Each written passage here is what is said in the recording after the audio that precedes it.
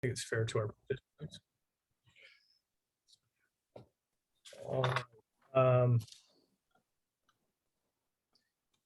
Ms. Perkins, I guess we'll call the meeting to order, and we'll start with a roll call. Or do we want to do the motion first? Actually, if you wouldn't mind, if I could read the sort of Zoom rules. Yeah, go ahead. First, that would be great. Good evening, commissioners, staff, and meeting participants. Thank you for joining us this evening for the April 6th, 2022 Monte Sereno Site and Architectural Commission meeting. Before the meeting is called to order, I'd like to point out a few things to assist commission members, staff, and members of the public to successfully participate in this meeting. Commissioners, please keep your microphones muted until you wish to speak. For this commission meeting, we are using Zoom to host the meeting. At the bottom of the Zoom client, there are two icons, chat and raise hand. Please use chat only to report technical issues, such as being unable to hear a commissioner speaking. And please use the raise hand if you would like to be recognized and enabled to speak to the commission by the chairperson. Comments in the chat feature will not be part of the public record. For the public to comment under oral communication or any agenda item, in addition to using the raise hand feature, emails can be submitted to the city planner, limited to 350 words, and they will be read into the record. This limit is set to adhere to the typical 3-minute allowance. Only attendees using the Zoom application can use the raise hand option to comment. Participation from the telephone will allow for listening only and does not allow for any feedback. And finally, because we're not all in the same room, all votes at this meeting will be taken by roll call. Thank you. Thank you. Well, let's then, I should probably do the COVID motion first, right? Yes, please. Okay. All right. I'm going to make a motion as follows, that by minute ordered, we've determined that the governor has declared a statewide state of emergency regarding the COVID-19 pandemic, and that COVID-19 creates an imminent safety risk to Site and Architecture Commission members and other potential attendees of Site and Architecture Commission meetings, and that we authorize conduct of this meeting by teleconference pursuant to Government Code Section 54953, open parens small e. Is there a second?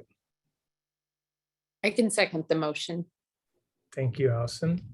And we'll do a vote by roll call. Commissioner Sharma? Yes. Commissioner Zeidler? Yes. And Chair White? Yes. Thank you, Ms. Perkins. And then I guess we probably should have started with a roll call as to who's here today. I think we know that, but should we go through that? That would be great. It appears that Commissioner Balasubramanian is absent. And Commissioner Booker had notified us that he wouldn't be able to attend the meeting tonight. Commissioner Sharma?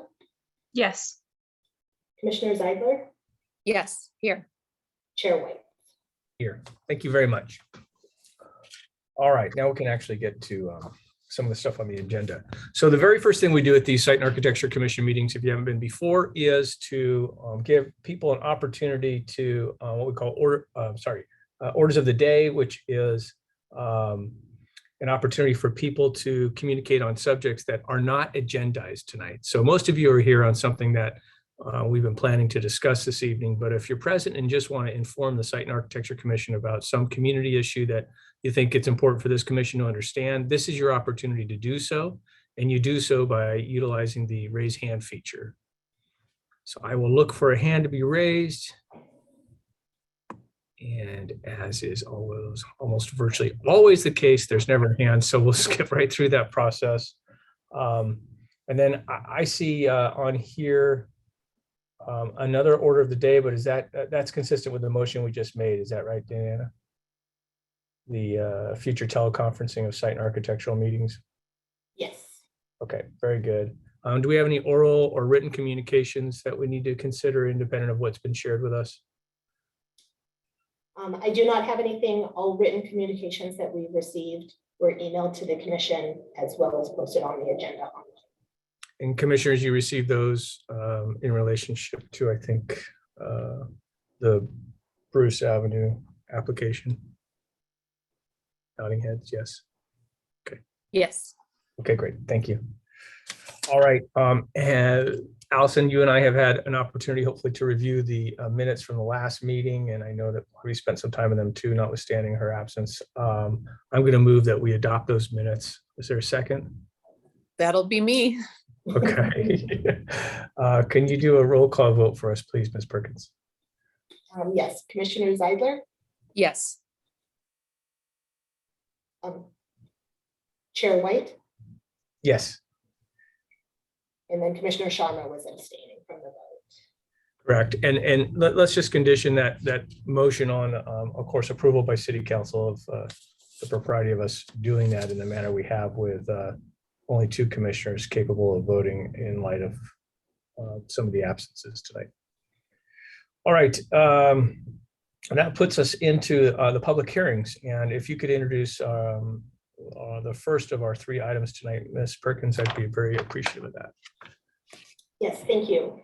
This is an application for a tree removal permit to remove 2 trees, 1 giant sequoia and 1 coast redwood tree that are both located in the backyard at 15046 Karl Avenue.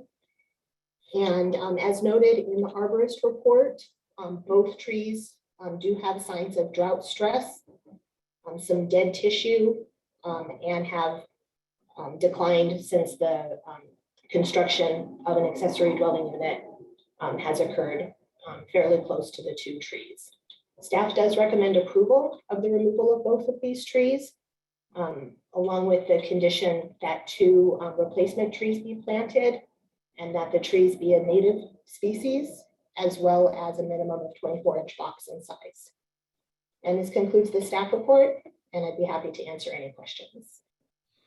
Thank you, Ms. Perkins. Commissioners, any questions for Ms. Perkins? All right, go ahead, Flavia. You've got one, I think, but you're muted. Yes, thank you. I have one question. Sorry, let me just. So I wanted to understand, like, from the arborist report, and I can wait if the arborists are going to talk about this later, but from the arborist report, it sounded like that they're pretty much recommending that we remove these trees because of the lack of available water. And I wanted to confirm that these trees, because they're 70-foot tall, they're not able to source water on their by themselves. Is that the case? I would defer to the arborist if they are here tonight. I'm not sure if they are. The lack of water or the current drought situation isn't applicable to the findings that we have for removal of a tree. So in consideration of the recommendation for this report, staff didn't really factor that in. It was more of the condition of the trees that were noted in the arborist report. Sorry, so let me just clarify. So in the arborist report, they're basically saying the trees need about 400 gallons of water per month, which is difficult to supply. And, it's just the household water budget doesn't support that. But if the tree is 70-foot tall, and I have a lot of tall trees on my property, we don't really water those trees. So I was a little bit confused as to that finding. Yeah, I think that would be best if you could please ask that of the arborist. Okay, thank you. Thank you. All right, any other questions for Ms. Perkins before we open it up to the applicant? All right, very good. I don't know if there's an applicant present or an applicant's representative on this agenda item number 1, but if so, if you could use the raise hand feature, we'll know to call on you. And as you can see, there'll be at least one question for you. All right, I don't see anybody that looks like they have a name associated with this application or that of the arborist. So it appears like we don't have an applicant here tonight, Pallavi, and you may not get your question answered. Is there anybody else in the audience tonight that's here to speak on agenda item number 1? All right, silence. Okay, okay, very good.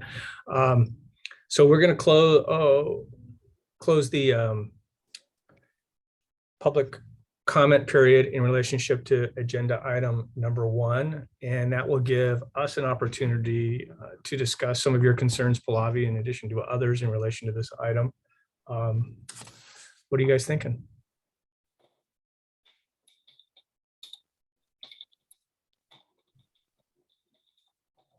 I think Allison, if you're trying to talk, you're on mute. I was actually telling my husband to turn off the microwave. Okay.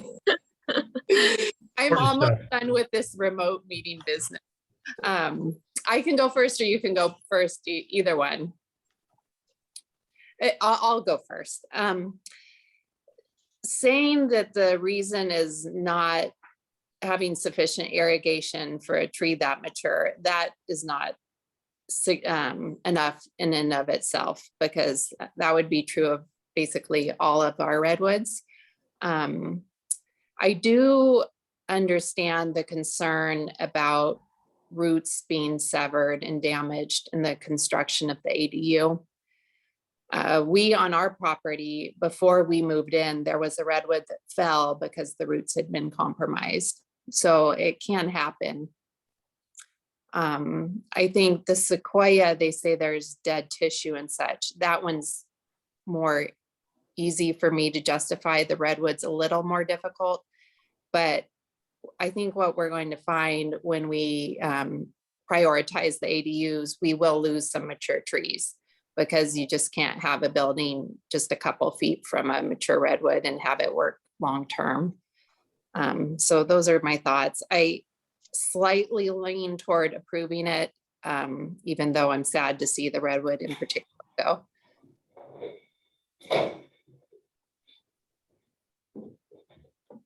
And that's kind of the sum of my thoughts. Thank you, Allison, very much. Pallavi, you want to expand on that or your earlier thoughts?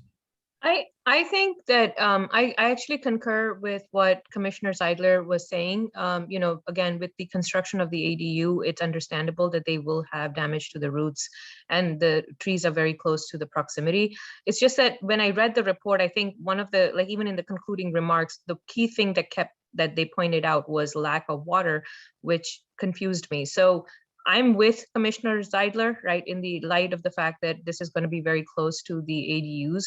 We should approve the removal of the trees. But again, I'm open to, again, I'm on the fence a little bit, but I'm leaning towards approval. Very good. I think we're all on the same page in that respect. My problem with this is this particular property was before us not long ago in relationship to some other improvements, which incidentally look great, by the way. But I would like, when people are doing this, there must be some means for our city to require all of these things to be brought before us at one time.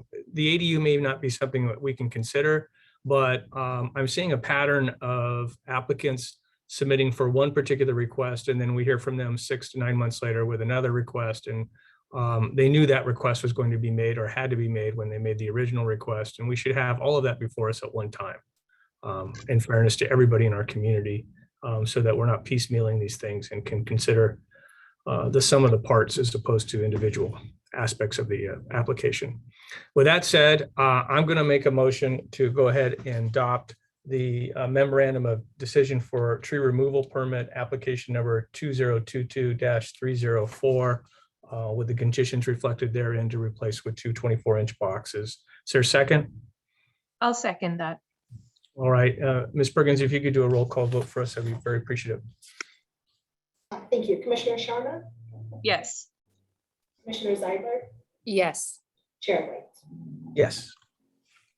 All right, thank you, applicants, and those that didn't really show tonight, so nobody came for that one. All right, we're on to item number 2. Ms. Perkins, if you could introduce that particular item for us, please. Thank you. This is an application for a site development permit and a tree removal permit. The site development permit is to construct a new 4,950 square foot one-story house, and for the removal of 4 trees at 17399 Zena Avenue. The proposed house is a one-story, as mentioned. It is a contemporary style with a mix of exterior materials, including stucco, cedar siding, and stone, and along with a flat roof. The proposed house is in character with the existing neighborhood, which includes a mix of architectural styles and 1- and 2-story homes. The proposed trees for removal are 2 Japanese maple trees that are noted as trees number 4 and 5 in the arborist report and on the plans. Both of these trees are located right at the perimeter, in the side yard of the property and right at the perimeter of the location of the proposed house. There is a coast live oak that's located along the southern property line, towards the back of the house. That is tree number 6. And in accordance with the arborist report, that tree is showing signs of root rot and disease. So it is requested for removal. And then lastly, there is another coast live oak that is in, again, along the southern property line, but more towards the middle of the lot. It is tree number 2, and it is also in poor condition. The arborist report notes that there is little structural wood remaining at the root collar and is in danger of falling.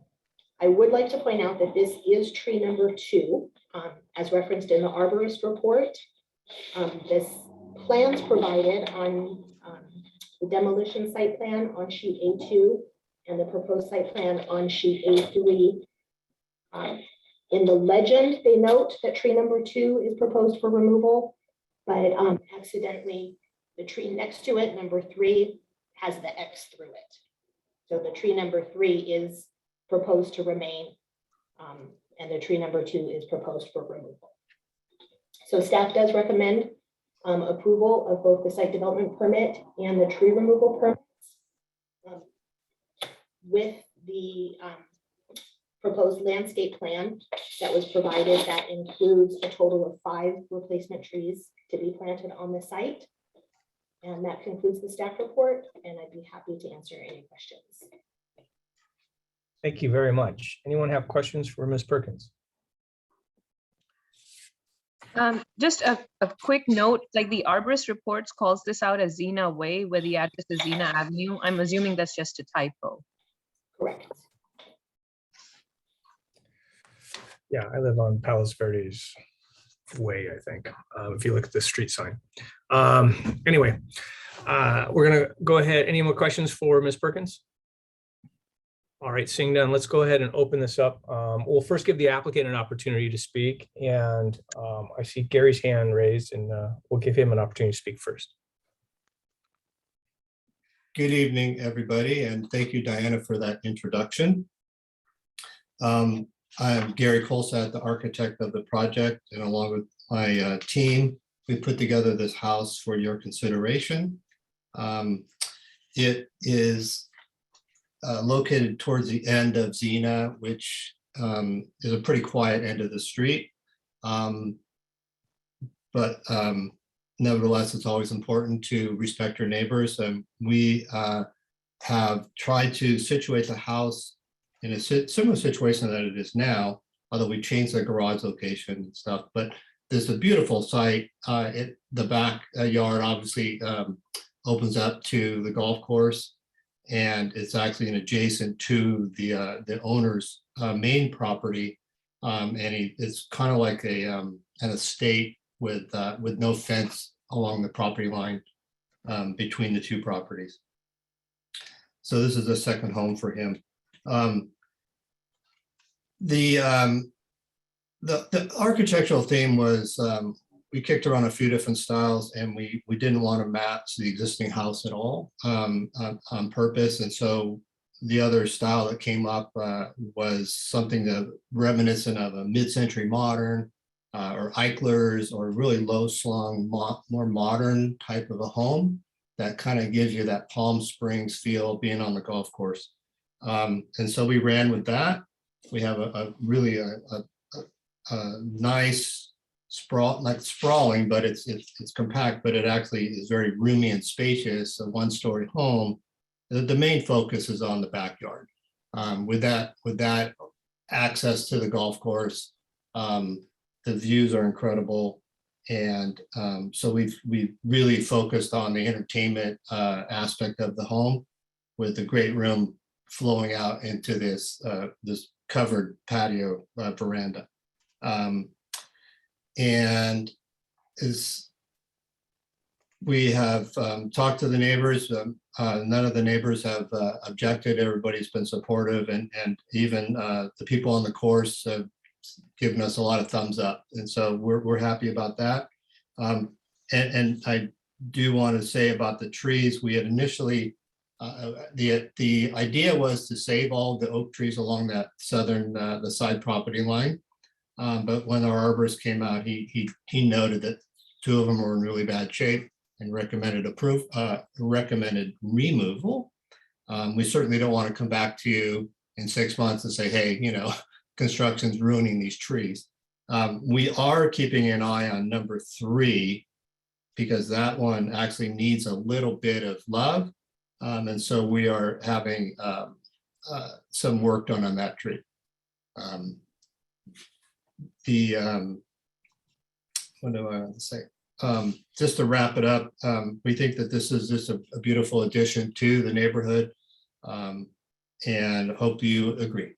And I'm here to answer any questions that you might have, or comments. Thank you, Gary, very much. Any questions for Gary? Very good. Thank you, Gary. All right, now we're going to turn it over to general public. If anybody else wants to speak in relationship to this particular application, this is your opportunity to do so by utilizing the raise hand feature. All right.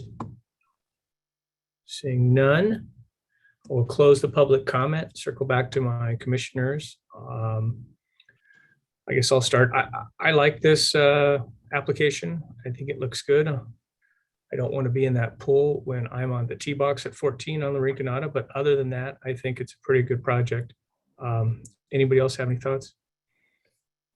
I have some thoughts. I looked at it from both sides, the front and the back. So initially I came around the back, so the golf course side, and then I ultimately looked at the front also. The front of the house aesthetically works for me. I am a little concerned about the back, because if you look out to the golf course, all the other homes along the golf course are traditional styles and natural tones, and they really blend into the landscape. And this home, due to the height and the spread, it blends in terms of layout.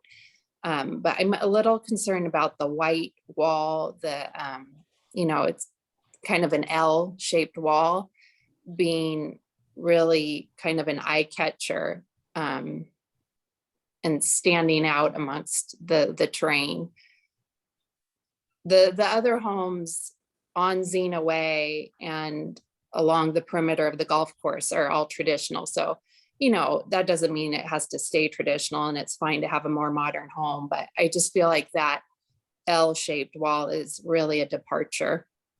And to some degree, and it may just be how the photo printed, but the front of the pool in the paper I have looks bright white, like that would also really grab the eye, but it might actually be brick. So I guess I'm curious to ask Gary what the material of the pool is in terms of color, essentially, and then ask him about the wall and whether it serves a structural purpose. Perhaps even if it could be a darker color, it would stand out less. But that was my only concern. From the front, I think it's quite lovely and will blend nicely. Gary, we're going to bring you back. Okay, thank you. Can you hear me? Yes? Yeah, thank you. Okay. Thank you for those comments. I think partly what you're not seeing in these renderings are mature landscaping that will happen to block some of that. But the pool itself, the infinity wall would be either done in a natural stone or tile. It's a beautiful look. It's only about 3 feet tall, so it's not like it's obnoxious. And I say there will be landscaping on that section. Our big wall is a feature wall. It kind of helps us support the roof, separates the barbecue area from the other area. We recognize that it's bold, and we kind of did that on purpose to have something that makes it a little bit special. And that material would be either the light stucco, or it could be a larger format stone that we could put on there in a more modern technique. So we know that Monte Sereno doesn't really have light reflectivity value conditions on non-hillsides, but we also recognize that the intent that the design guidelines are to make their homes kind of fit in. I think that that could easily be handled, reduced by proper landscape screening. So, and really not showing any of that on our renderings. And we don't have a landscape plan, correct? We have a landscape plan that we put together. It's on sheet A4. Okay, thank you. But it's minimal. It's minimal. It's more in the front than on the back. I think the stone on the pool will look nice. I'm concerned about that white L-shaped wall being visible from clear across the golf course. It's a very strong feature. It's definitely consistent with the house is designed. I just don't know that it's consistent with the neighborhood or the natural look of the golf course. Okay, well, do we have any other questions for Gary? Very good, thank you again, Gary. And anybody else in the audience here on this, I think I asked that once before and saw none, but I'll ask one more time. Maybe this causes somebody to have concerns. Okay, seeing none, then I'm going to close the public comment, and then we can talk about this wall. I don't have a problem with it personally. There are some other homes in Monte Sereno with this look, and I think the time to have addressed that was then, not now. So I would support the application. Lavi? I do see Commissioner Zeidler's point about, the wall being a little stark, but I hope it can be addressed through landscaping. Honestly, I love the way the house is designed. I love the aesthetics of it, so I will be in support of approving the plan as well. Allison, anything more than what you've already told us? Nope. Very good. All right, then I'm going to move that we adopt the memorandum of decision for site development permit and tree removal permit 2022-3015 as reflected in the a packet that we have before us. Is there a second? I'll second it.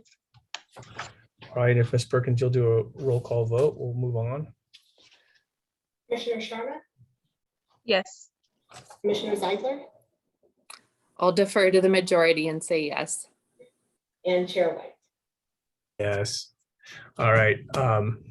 Thank you very much. Okay, let's move on to our final item on the agenda tonight, item number 3 with Bruce.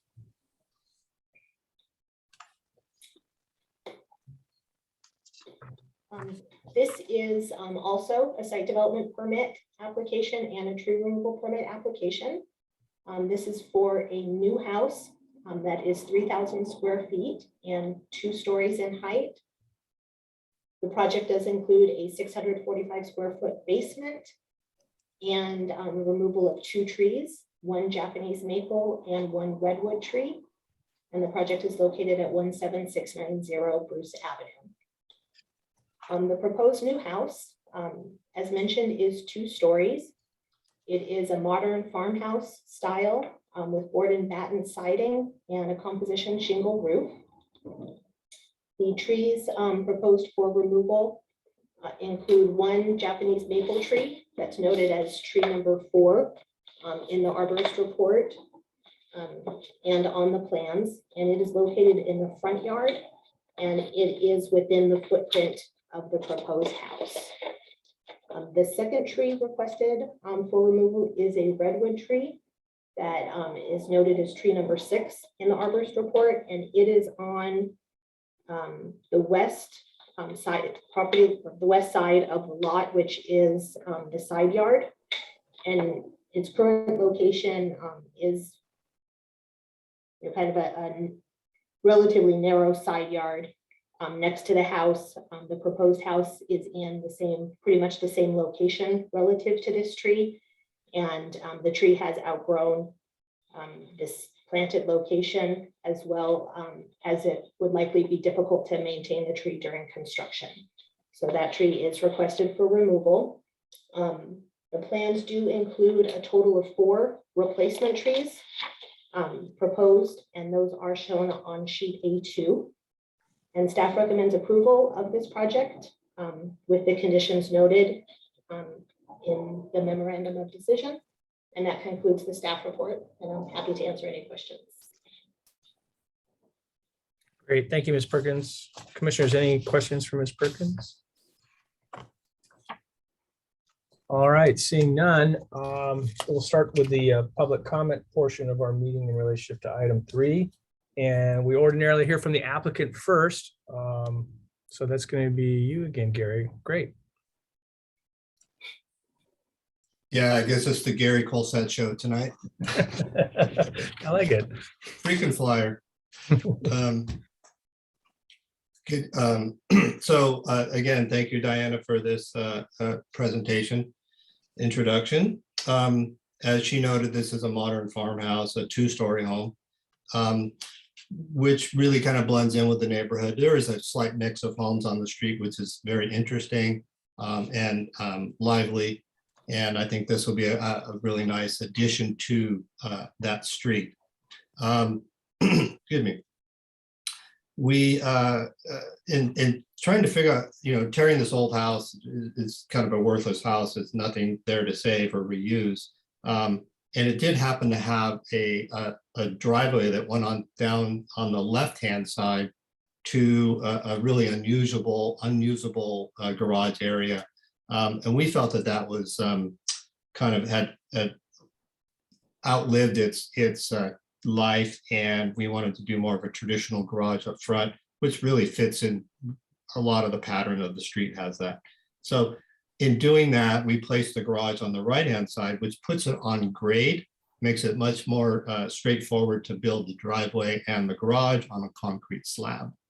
And then we can build the house part on a raised floor, which it doesn't really matter what the existing grade is doing at that point. We just end up with a little bit more crawl space.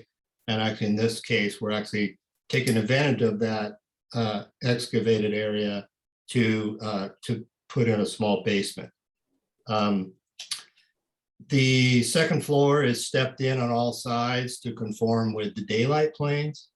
And the second floor windows have been primarily placed in the front and to the rear to respect privacy of the neighbors on either side.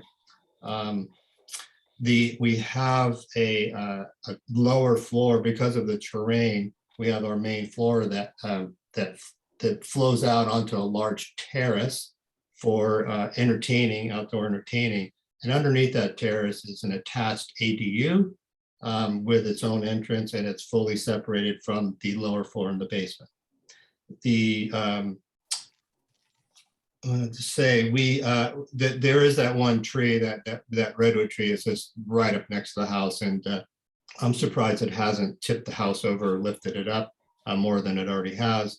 And the neighbor adjacent to us has also requested that we remove that tree.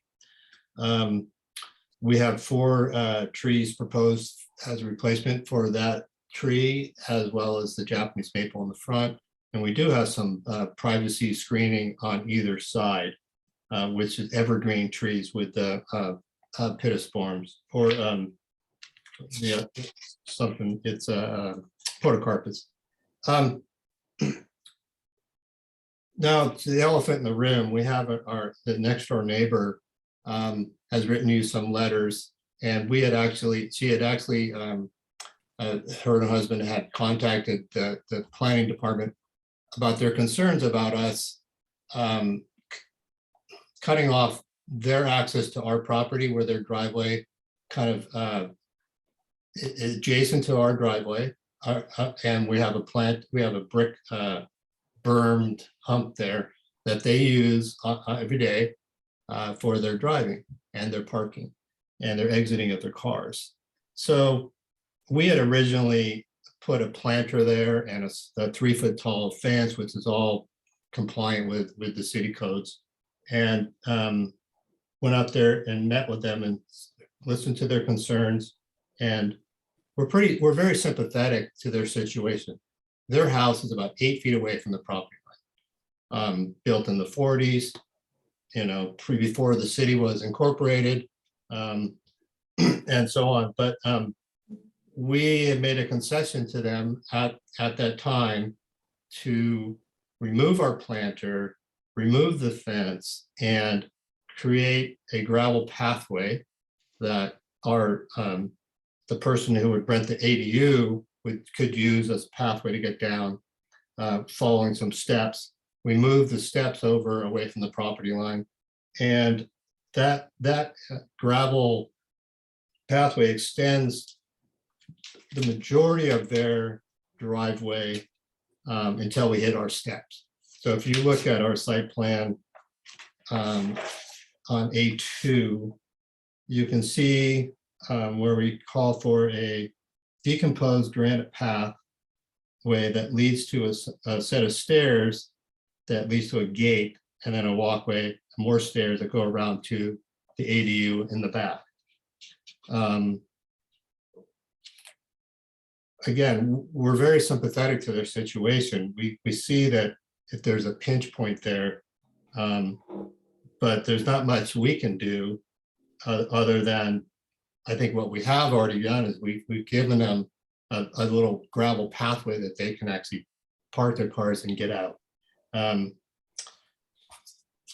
As far as there's no easements, there's nothing in the documents on either property that show that there's an easement to that. So for my client, their property rights, they could actually put the fence on the property line, and I think they're very, very gracious to kind of put a pathway there. They're not ceding any territory. They're not, saying they're not actually doing an official easement or granting of access, but they're putting this pathway here, and it really becomes like a private property matter at this point between the two property owners. I don't think it really impacts the construction of the house itself.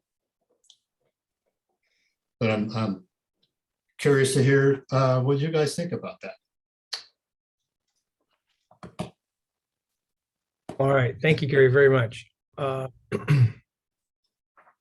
Anybody have any questions for Gary?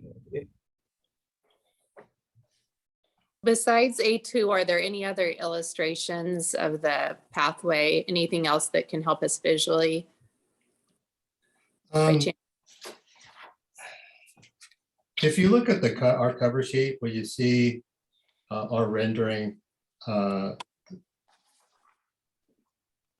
it's unfortunate that we don't have a screen share that we can put as public record on here, but the properties are the same elevation, they're flush. And so we'll go right up to their driveway with 3 feet of decomposed granite, and that could be compacted if we desire. And there's really no landscaping at all right in that situation. So it'll be essentially flush until we get to where we have to start putting stairs that go down to get down to the lower portion of our property.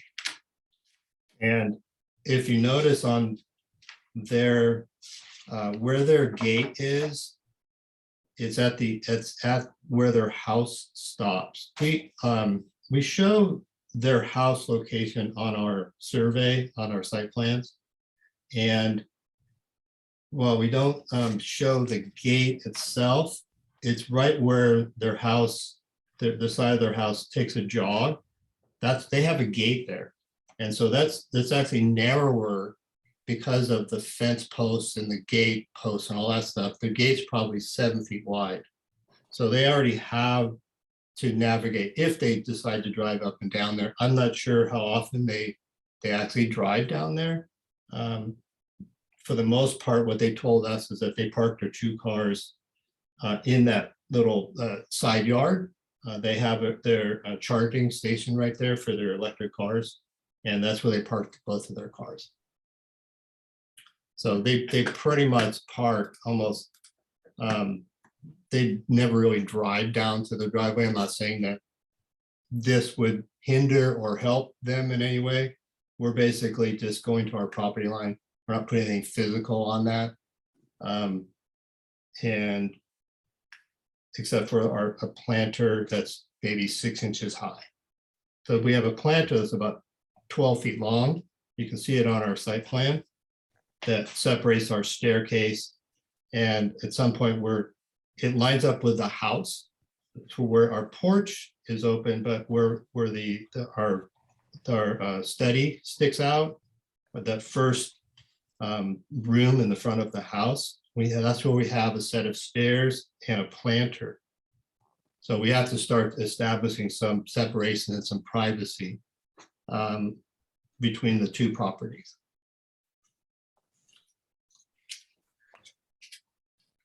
Gary, I have a question for you. I appreciate there's no deeded easement, but there may ultimately be determined to be a prescriptive right to use a portion of your client's parcel. And if that's the case, do you have any understanding as to what portion of that parcel is going to be unusable as a driveway for that neighbor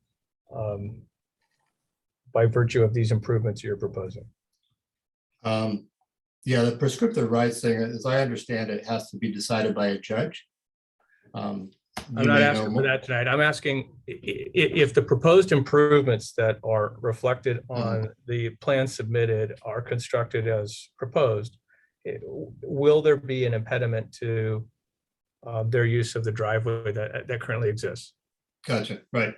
So to answer that, we have the planter that's about 12 feet long that borders our stairs, and that particular portion is not drivable, right?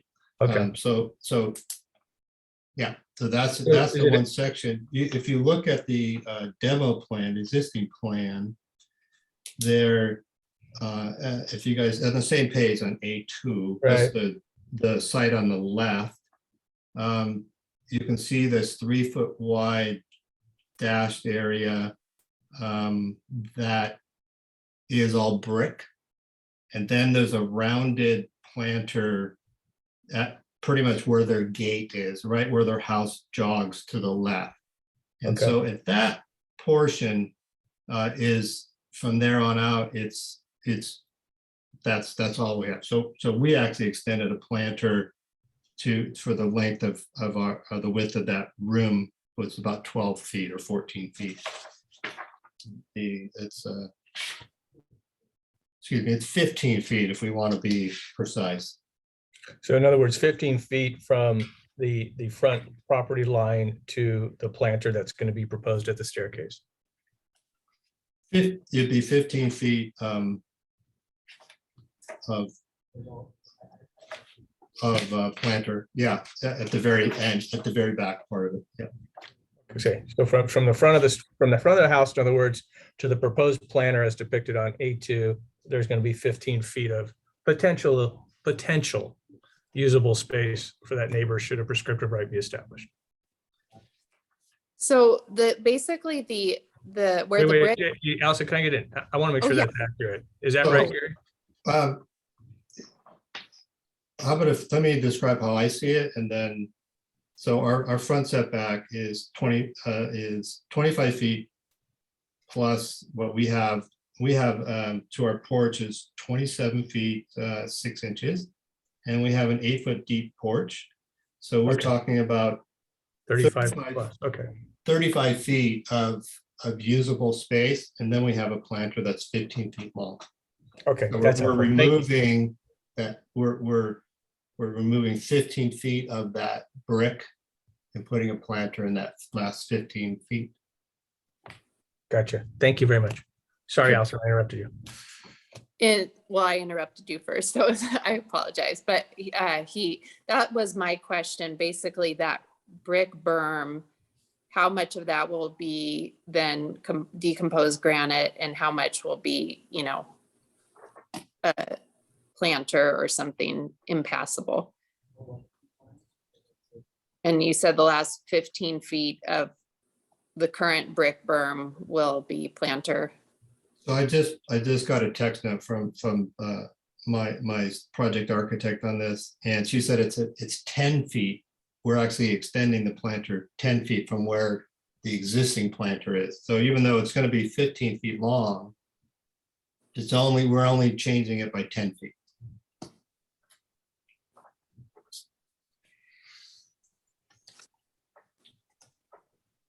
All right, anybody else have questions for Gary? Nobody? All right, Gary, thank you so much. All right, this is the opportunity for other people in the audience tonight to communicate about this particular application. And if you use the raise hand feature, then I know to call on you, and everybody gets 3 minutes, and hopefully we can get through everybody. So does anybody want to talk about it?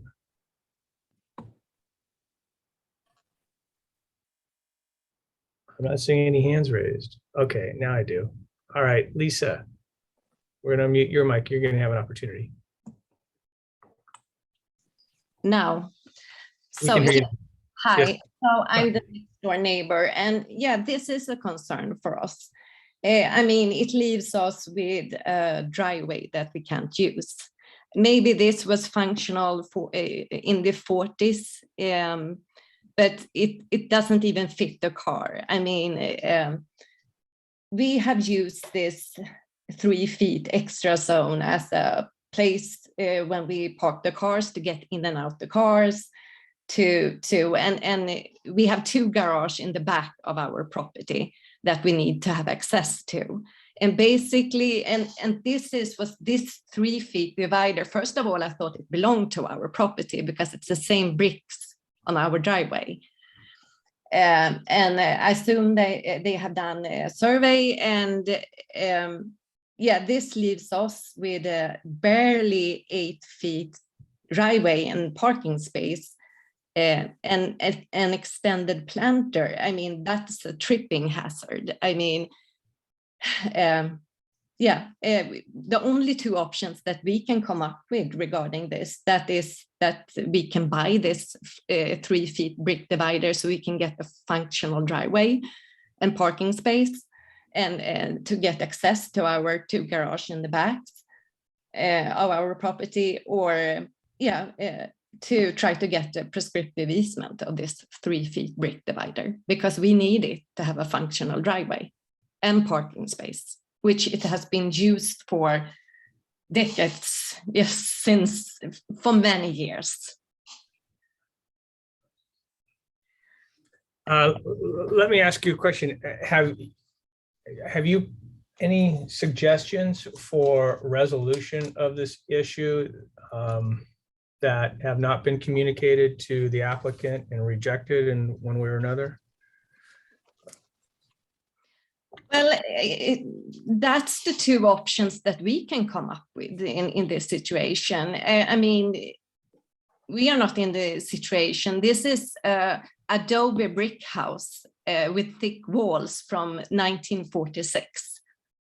And it's a historic building. I mean, we can't move our walls or anything to get a wider driveway.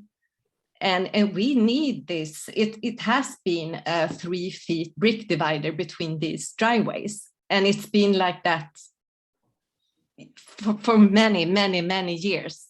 and it has been used. It has only been 3 owners of our property. And but I know all of them have used this 3 feet brick divider as a zone to park their cars and to use it for their driveway. Understood. I didn't ask my question very well. I'm going to ask it a different way. Have you asked to purchase a right to use a portion of the applicant's property for purposes of your driveway? I'm asking now. I mean, it's a Okay, solution. but my question is, those communications haven't already concluded. You've asked and they've said no. That's something that's still on the table. Is that Yeah, correct? yes, it's still on the Okay. table. It's the 2 solutions that we can see. If they don't have anything to as an options, or just want to move along with this quickly, it's the only 2 options that we can see right now as a And solution to if this. there was a fire, would the inability to utilize that driveway impede your ability to get out of that home? Well, we use it as a driveway and to get out and in our cars. So if you couldn't use it, you wouldn't have cars there any longer. You'd have to find some other means to do that. Yes, and I mean, where could we? We have always used it as a single car parking space. Understood. Okay, thank you. Any other questions for Ms. Gronowski. Thank Yeah. you. Thank you. Allison or Pallavi? All right, thank you, Ms. Gronowski, very much. Anybody else want to speak from the public about this particular application? Ms. Nasseri. Good evening, everybody. Yes, this is Karl in this area. I'm the present owner of the Bruce property, and I really appreciate your time and your effort in this matter. And I look forward to being on Bruce property in Monte Sereno. I've been living in Santa Clara County for over 42 years, and I practice law in the Bay Area and have served my community for over 40 years. So I'm looking forward to moving to Monte Sereno and being part of this beautiful community. I met with Lisa and her husband initially, and they were excited, and they also mentioned that they were looking forward to remodeling their home. And ever since they raised their concern, I know both Gary and the builder and I met with them couple of times, and we try to address their concerns and make sure that they are happy as my neighbors, since I would be living next to them. And by looking at the driveway, I see that they have an electrical charger there, and the main use of that driveway that they're talking about is to be able to park their cars and charge their cars. And so while they're charging their cars and their cars are left in that specific location solely for the purpose of charging and parking it there, they would like to open their door and be able to access their car. I've never seen them drive to the back of their house or park their cars through the gate, which I believe is wide enough for them to be able to drive through the gate to the back of their property and put it in the garage. So I don't think that's their issue. I think the main issue is for them to be able to park their car next to the charger that they've installed on that brick wall and leave it there and then be able to access it. And for that, both Gary and my builder, suggested that gravel to make sure that they can open their door easily and access their cars. And I think we are trying to accommodate them in that manner. But to give up the property, because I paid for that area. And for me to give it up, it's not going to be fair to me as a property owner because I paid for that land. However, as I said, I'm trying everything that I can do to help and accommodate them for them to be able to open their doors and access their cars while they leave it there for charging. I don't think there is any issue with them not being able to get out if there's a fire, because as I said, first of all, they never go to the back. But if they do, the gate is wide enough for them to be able to access and get out. And if they're leaving their cars in that area, it's solely again for the purposes of charging their electrical car, being able to open the door, sit in the car and drive away. So I don't think the fact that we are offering them that area of gravel hinders their ability to use their driveway in any manner. As a matter of fact, we are accommodating them entirely. So it's your understanding that they could still, with the proposed improvements as reflected on the application before us tonight, they would still be able to drive down to their garages? 100%. Okay. 100%. Okay. Because and we the looked issue is at it- strictly them being capable of charging near the front, and Exactly. We Okay. looked at the car, we measured the driveway, we took pictures of the driveway, we took pictures of their car while in the driveway, we measured the gate area. They're all wide enough for them to access their garage in the back, as well as be able to, we are accommodating them to be able to still leave their car in the driveway next to the front of the house, solely for the purpose of charging their cars. okay. Thank you. Okay, thank you. Thank You're you for welcome. your time. Thank you. Anybody else want to speak in relationship to this particular application?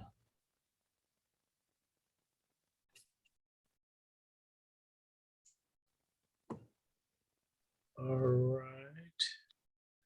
Okay. I'm going to close the public comment and circle back with a question for our planner. Sorry, Diana. I see in the memorandum of decision a reference to the fact that this is, I'm going to find it here, subject to the Housing Accountability Act, excuse me, which I think focuses us on a very narrow question in relationship to this application,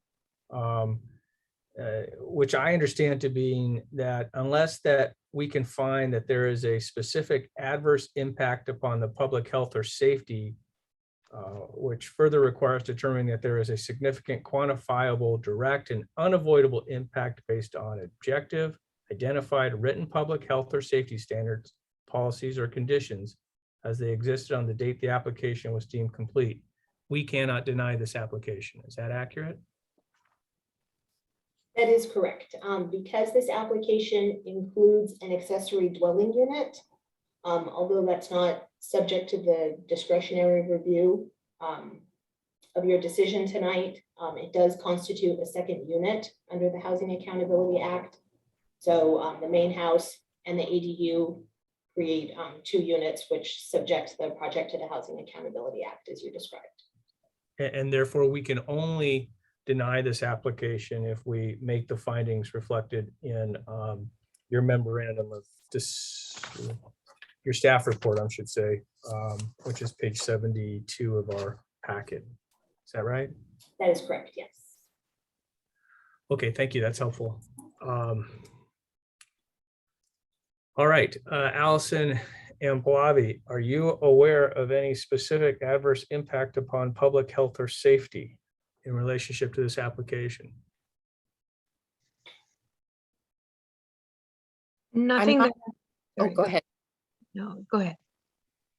I'm not quite ready to answer that question. I just want to say one thing. The applicant of the current project characterizes it as drivable. It is narrower than a currently allowable driveway. So I don't think we need to accept that sort of stipulation that it's drivable as proposed. So I think it may become undrivable for the neighbor. I don't know that that constitutes an adverse impact to public safety. Well, the reason I asked the questions I did about driveways is because if a prescriptive easement is ultimately established here, which it may very well be, I don't think it has any impact on this application because they're going to have the adequate space in the front to accomplish what they need, which is to charge a vehicle there. And the remainder of the driveway is serviceable from a standpoint that they can deliver cars to garages. And it's not going to impact any setbacks on the application. And I couple that with the Housing Accountability Act findings that we have to make. And although I don't like it, I don't know that there's anything else we can do but approve this project. If I may also, I did speak with the city attorney earlier this week, as well as again today, regarding this issue. And his comments were that the claim of a prescriptive easement is a decision to be made by a court. I'm sorry, let me back up one step.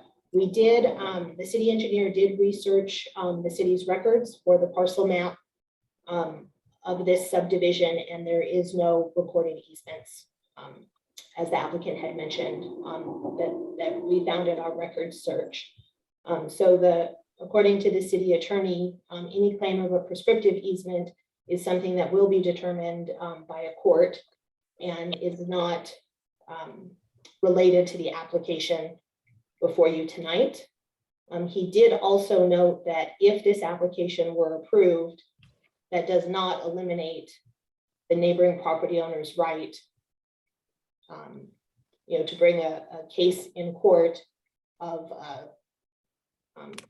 a claim of a prescriptive easement. So that wouldn't preclude the neighbor's rights to continue to do that. I appreciate that, but I much prefer our applicants and their neighbors to work these issues out before they appear before us. And I'm disappointed that that has not occurred. Nevertheless, for the reasons that Ms. Perkins just communicated, I don't believe that we can consider the issues related to the width of that driveway in considering this particular application.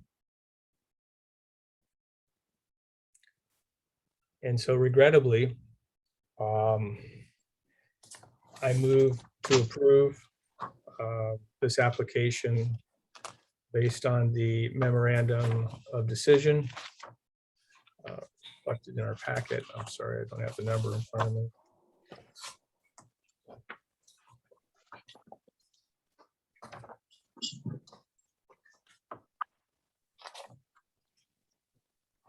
Sorry, guys.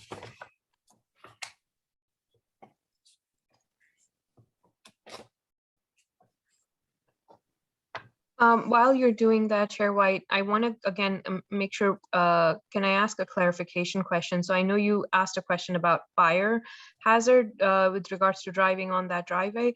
So from the findings of the city planner, that is not a valid hazard. Is that correct?